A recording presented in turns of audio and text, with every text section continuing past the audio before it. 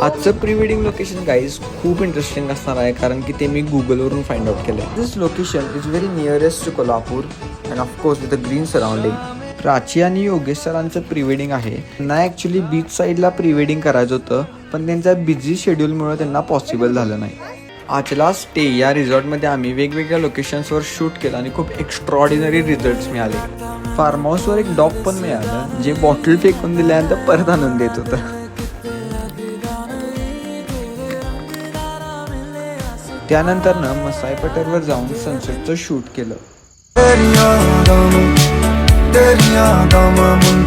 मार सुटिया तू कादा दिल लुटिया तू मैनू छड्डिया